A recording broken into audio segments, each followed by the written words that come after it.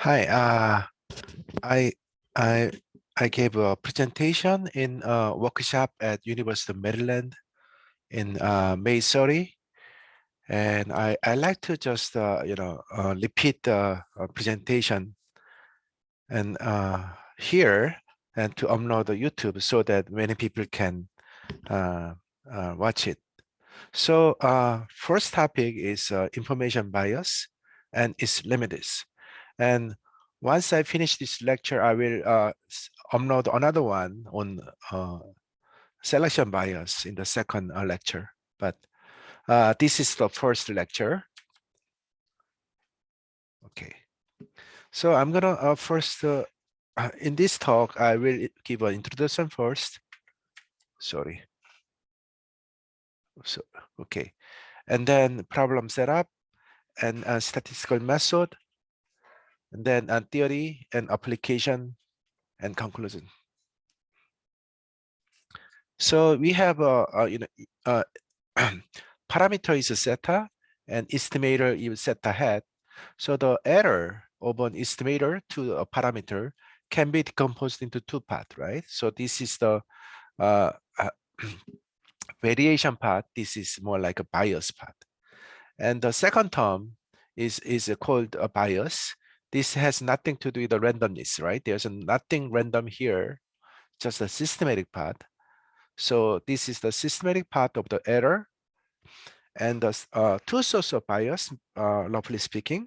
The first one is the information bias, which is the bias due to inaccurate measurement. And another possible source is the selection bias, which is the bias due to non-ignorable sampling. So information bias is any systematic difference from the truths that arise in the collection, record, and recording and handling of information in a study. So major type of information bias are misclassification bias, observer bias, and recall bias, and reporting bias. So this is the very brief introduction.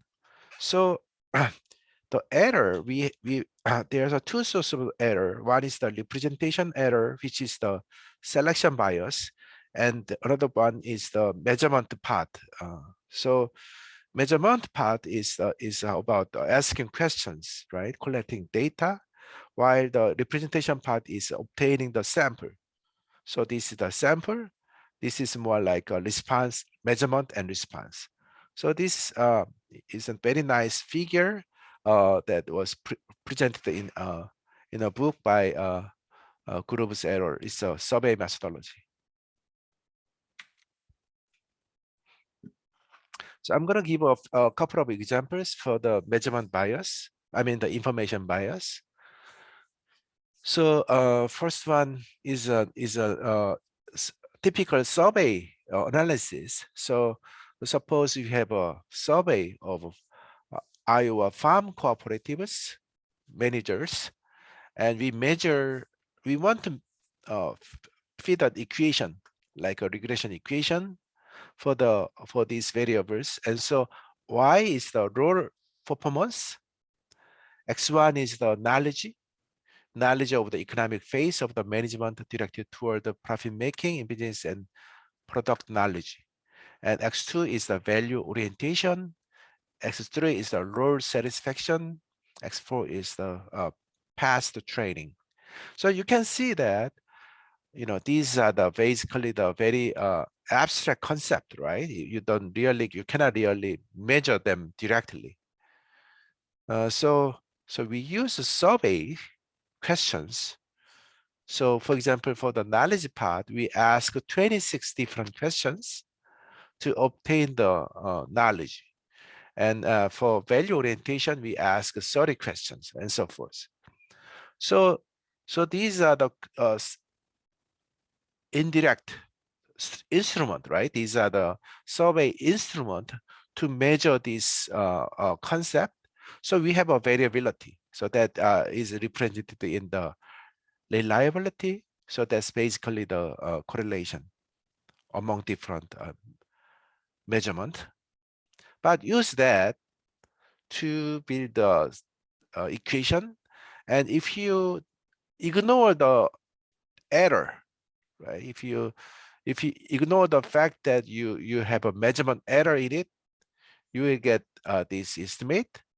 But the correct analysis is to reflect the uncertainty in the measurement, and so survey questions, so that the correct one is this one. So you can see that the standard errors are more usually higher, because we have uncertainty in the measurement in the covariate. So this is the typical measurement error model problem, and this is one example of the publication. So Flo is my PhD advisor.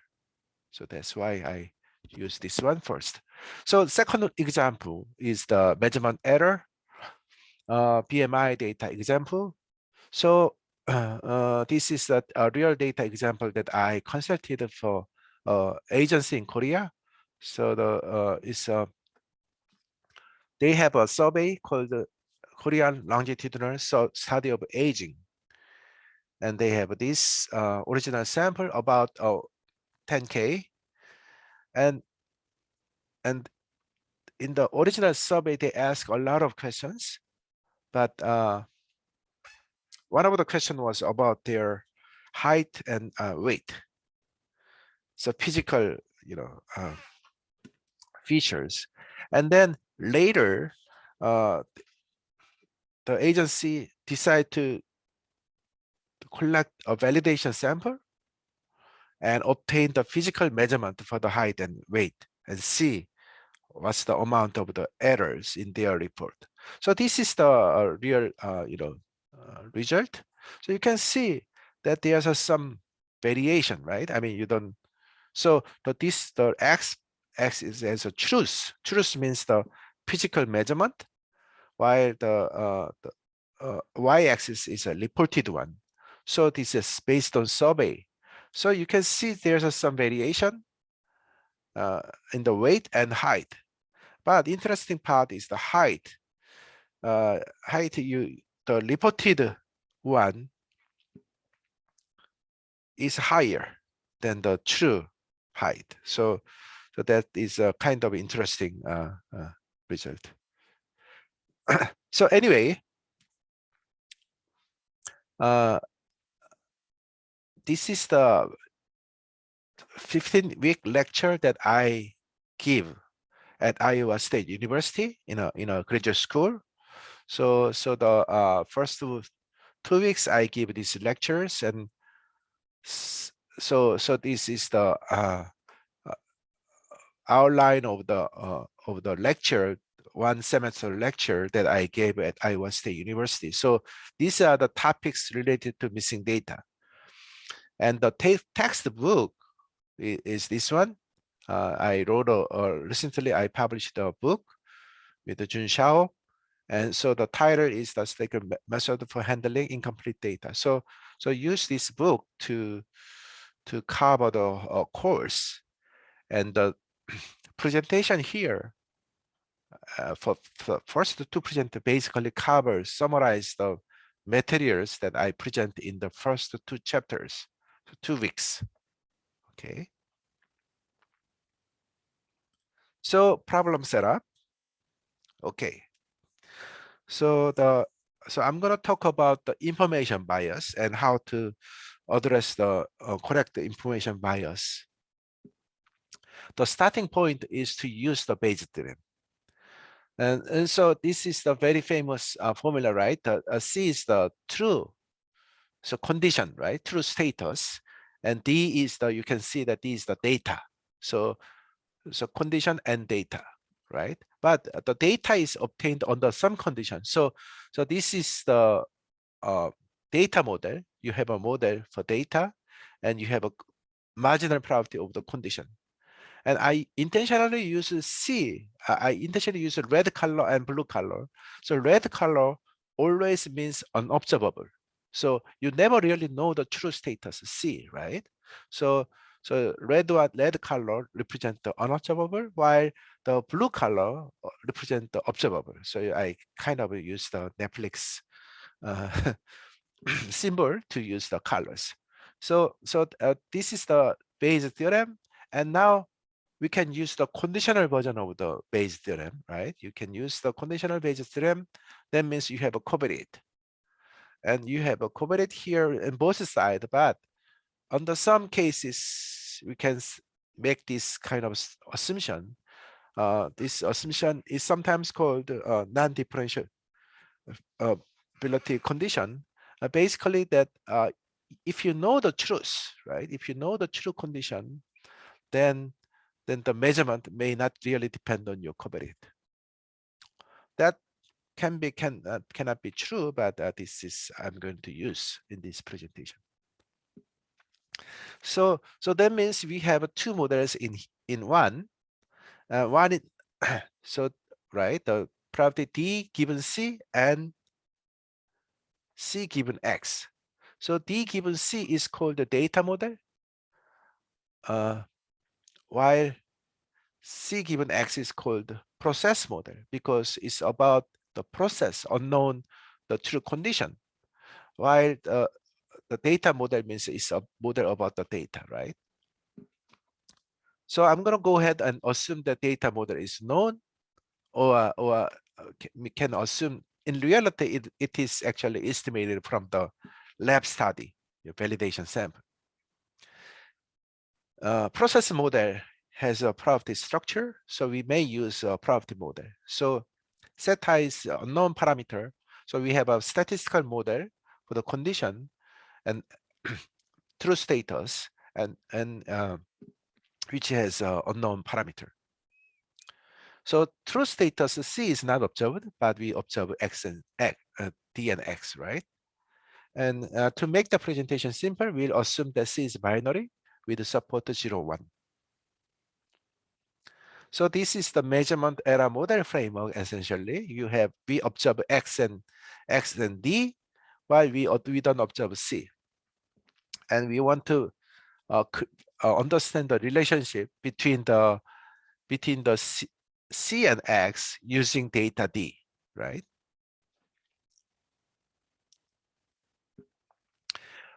Let me first cover the data model. So data model is how you how you obtain the measurement, right? Given your condition, so true status. So in the binary case, we have a type 1 error, type 2 error, right? So basically, you can think of the drug. I mean, symptom, right? You have a test, a COVID test, and then if you think of a COVID test, you get positive or negative. But truth, it can be either positive, right? You could be really sick or not, right? So then sensitivity is the probability of the getting positive, given that you are actually diseased, while specificity is the probability true negative rate, which means that you have a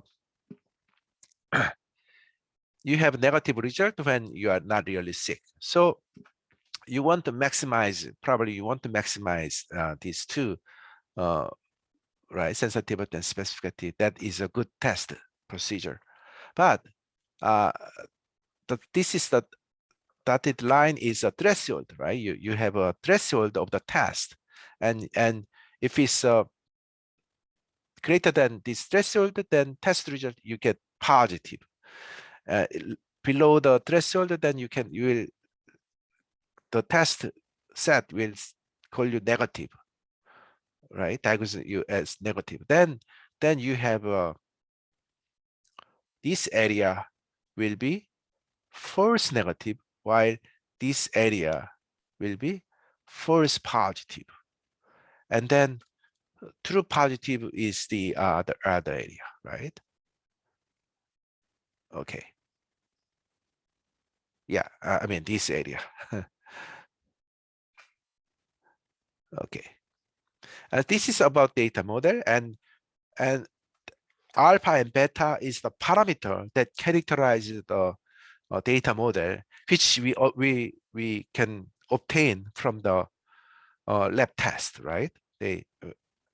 is publicly available, and that is computed from the lab analysis.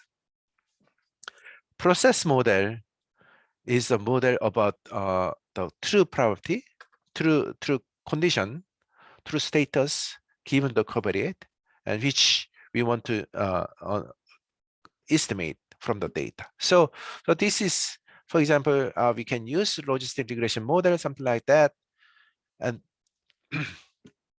and then if you know this, right? If you know parameter, then you can compute the true probability given your outcome, given the data. So the right side is observed, right? You observe X and you observe D, while the left side is you don't know. This is what you want to know. So and then you use the base formula to compute the true probability of C equal to 1, which is the sometimes called the denoising. So denoised version of classification. Okay, so the data model parameters are assumed to be known. If the parameter true labels are observed, then we could use the following maximum likelihood method for parameter estimation, right? If you had observed the CI, you don't, right? But suppose you observe CI, then you observe CI and XI so that you can estimate the parameter theta from this loss function. You have this like log likelihood function to maximize it to get the maximum likelihood estimator. So that is the typical standard estimation procedure in statistics. And more generally, we can use general form of loss function, of course, if you observe CI. The problem is that you don't observe CI, right? You only observe DI. So that involves the missing data problem. So then that means DI is a noise label. So you have a noise version of CI, which is DI. So DI is your noise version of CI. So that means you have a probability. So you want to incorporate this. So learning with the noise label. So you have this probability obtained from data model and construct the correct conditional probability of your data. So once you obtain, so because beta and alpha is known, this is a function of theta, right? And so then you can use this as a probability and apply to maximum likelihood estimator. Then you can obtain likelihood function. Then you can obtain maximum likelihood estimator. So that is the direct. We can call it direct approach. So the only thing is that you probably want to compute this manually. Write a function for the probability of your observation. Another approach is to use the EM algorithm. And so EM algorithm, you first consider the log likelihood function for the correct label. Okay, if you have the correct true label, then this is your log likelihood function.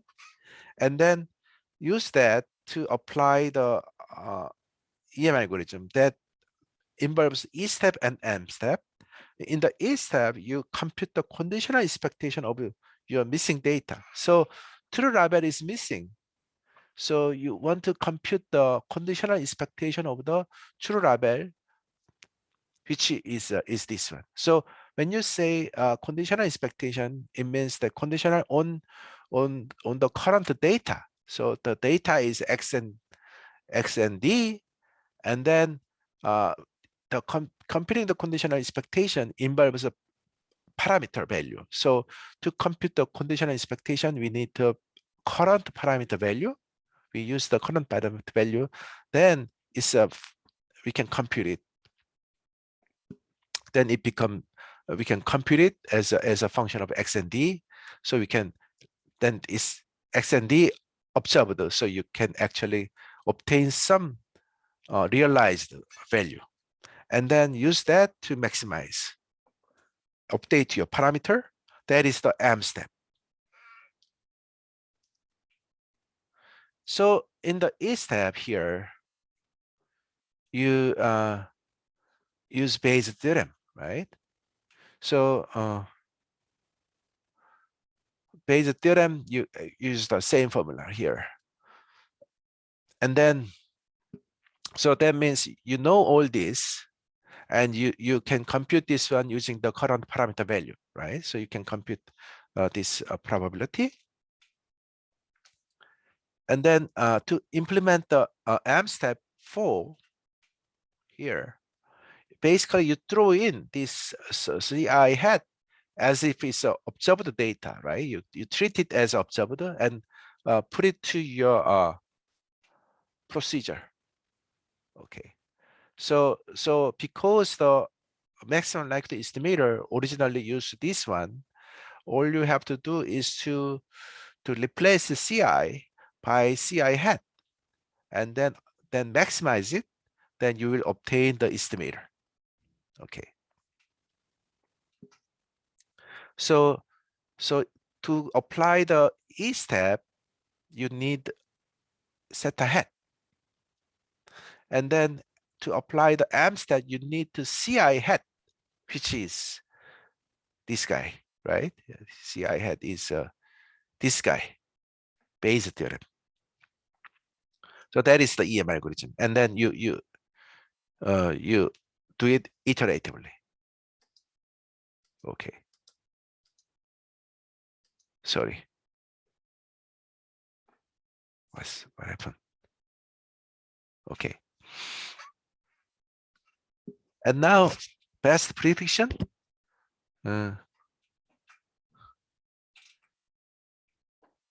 So now you estimate the parameter. Once you estimate the parameter, you can probably want to denoise, right? So you using the data, what is the true C? So we can compute it as a conditional expectation using Bayes theorem. And now that you have a true, estimate the parameter, best estimate of the parameter, then you can compute it. So prediction model is obtained by combining data model with the process model using Bayes theorem. So that is this one.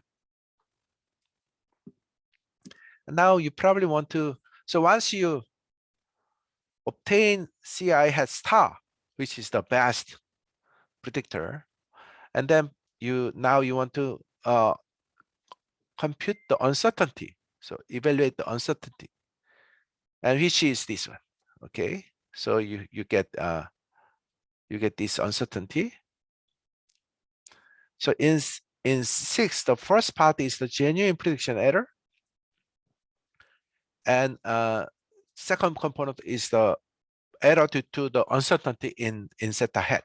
Okay, so that means this is the genuine uncertainty. So this, in the sense that because you observe DI instead of CI, you have this error, right? And the second component is the one that you have you estimate the parameter. So if your sample size is large, if you increase your sample size, sorry, what's going on? Oops, sorry. So if you increase your sample size, then the second component will go down, right? Because the estimation error will go down, will be smaller as the sample size increase. However, the first term stays the same. So the mean square prediction error will be the variance of this guy and variance of this guy, and covariance is 0. So you get this nice decomposition, but that's too much for the first class. But this is the kind of summary of the statistical method handling information bias. So you need a model specification. You need to specify the model of your data and process model, data model, and then you can parameter. You need to estimate the parameter theta, either using the direct maximization of the marginal likelihood or use EM algorithm. And best the prediction. Once you estimate the parameter, you can derive the prediction model using Bayes formula, and then best prediction is obtained by computing the expectation of the prediction model evaluated at MLE. Uncertainty quantification, you want to compute the how the uncertainty of your prediction. So that's this part, right? Okay. So there's some theory I like to briefly talk about. So there's a C is a latent variable. D is the observed data, and then you have a density for C and density for D. So this is the basically the original. So C is the true, right? So you have two different density, and so they are all expressed in terms of zeta. And then the data model will be this one, right? I mean, so marginal model is averaging out. So so what does that mean? The particular realist value D, right? If D equal 1 or 0, can come from two cases, whether C is 0 or C is 1. So C equals 0, you basically want to average over for each possibility. And now scope function. So this is the scope function derived from the density of C, and this is the scope function derived from the density of D. And first question is, what is the relationship between the two data functions? And that is this is a very interesting result. So two scope functions satisfy the following relationship. The scope function of the data is a conditional expectation of the scope function of the C, the original status, and then conditional on your data. Okay. And this conditional expectation, because the C is binary, C is 0 and 1, so you can easily compute this using the discrete distribution. So this relationship was first discovered by R.A. Fisher 100 years ago, and then later rediscovered by Dempster, Ladd, and Rubin. And okay, so this is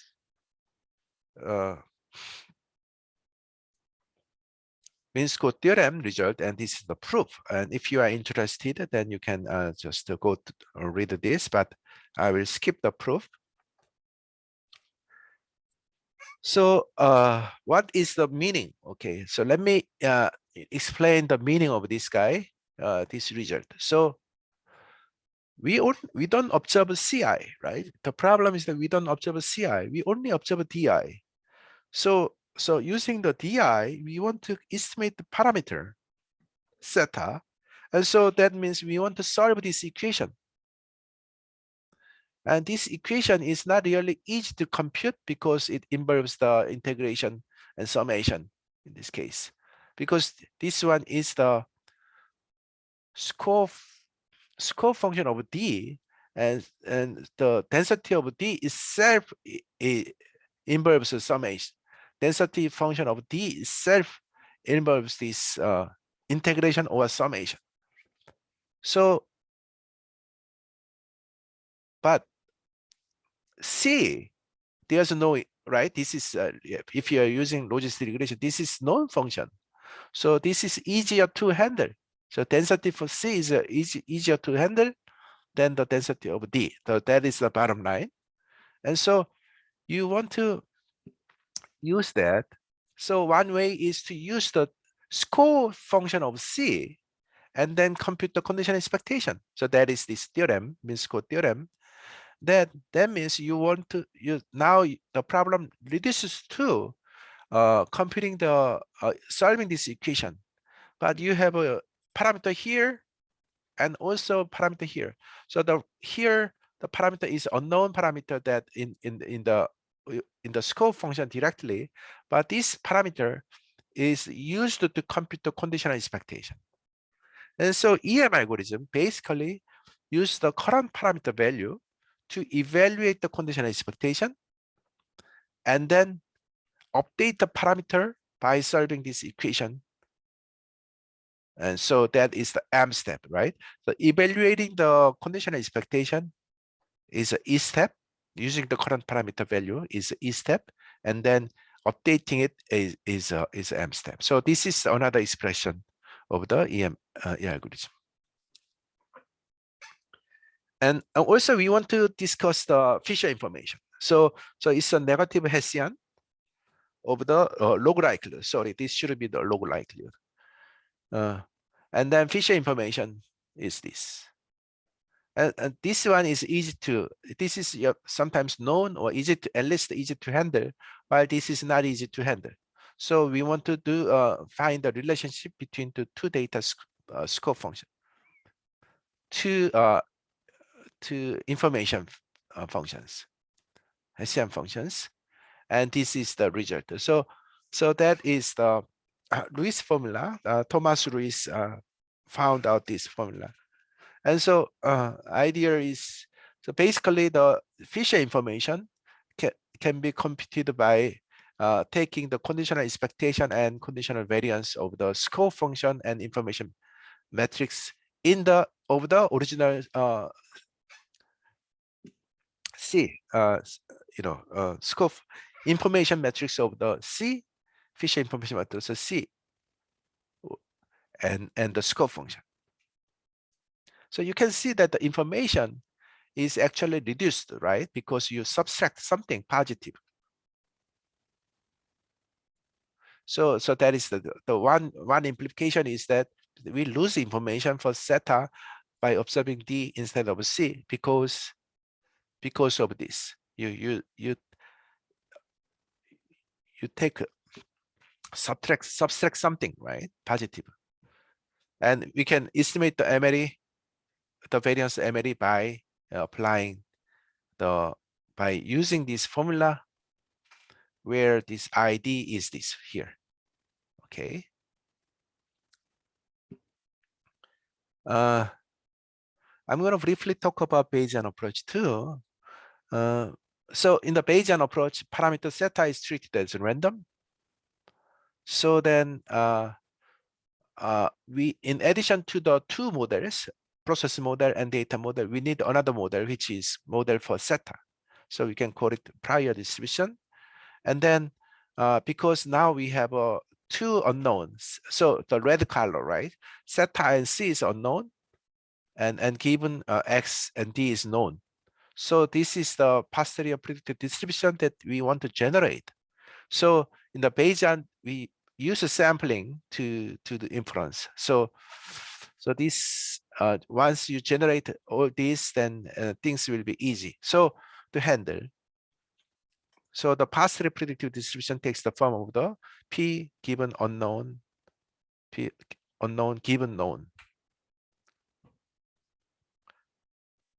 So the once you obtain the posterior, joint posterior, then each marginal posterior distribution can be easily obtained from the joint posterior distribution by integration out.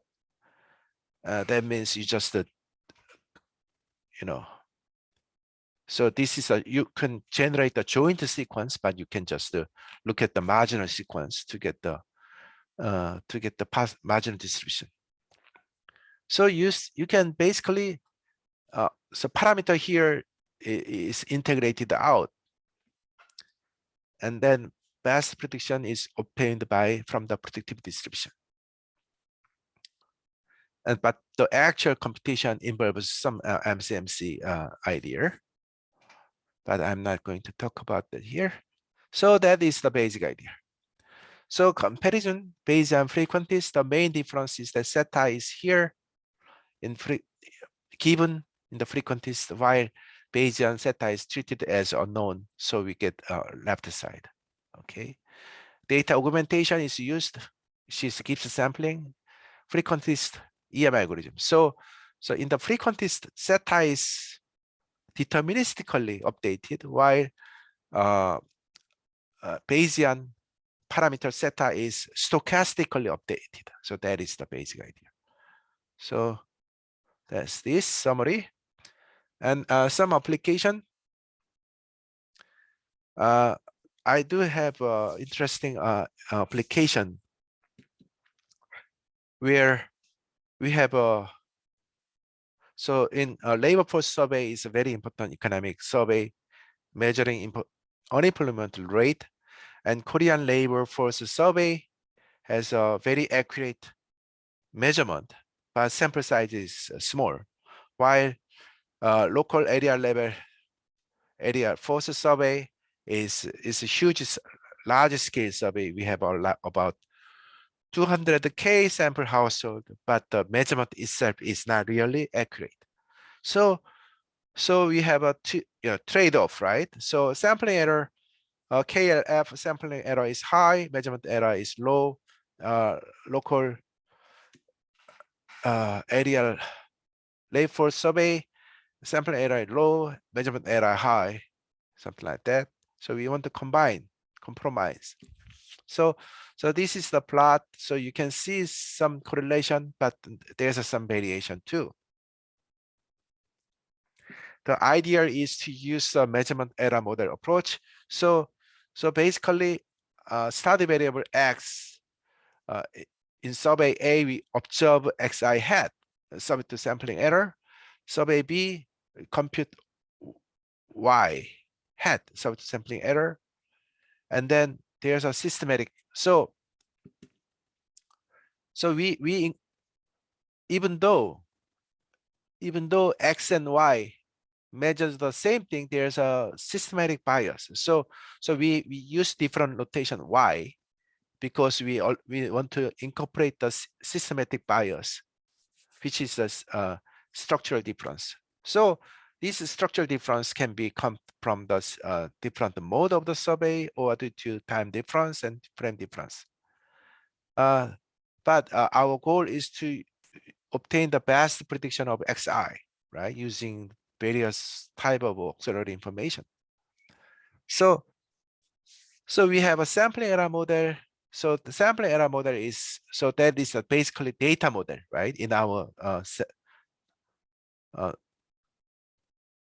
terminology, this is a data model, while structural error model is a structural model.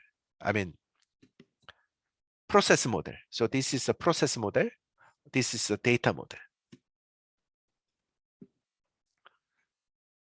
Structural error model describes the relationship between the two survey measurement up to sampling error. So X is the target measurement item, Y is the inaccurate measurement of X with possible information bias, right? Basically information bias. And if both X and Y measure the same item with a different survey mode, survey is a measurement error. But why we consider, well, there's some good reason, but I will just skip. So basically we have this formulation. So we have a sample AI PI sampling error. E bar 1, E bar 2 is a systematic error, and we have a so we have a information, and then this is the target. The whole process is similar to case combined two surveys, and this is the paper. So I'm not going to talk about all the details, but if you are guys interested, then you can check this paper. But the main idea is that this information bias measurement error model idea can be used to handle small area estimation. Okay, well, so the result is that we get efficiency, quite an efficiency gain if you use the combined information. So that's this conclusion. So two main sources of bias in incomplete data. One is the information bias, which we covered today, bias due to inaccurate measurement. Selection bias due to non-ignorable sampling. So I have another presentation, which probably I will record it next week. And to correct the information bias, we use the measurement error model approach, which combines the data model and the process model. We assume that data model is known. If unknown, we need the independent validation sample, and there's some statistical issues. And the process model contains unknown parameters, and the main tools are the EM algorithm and the best prediction using Bayes theorem. Okay, thank you very much.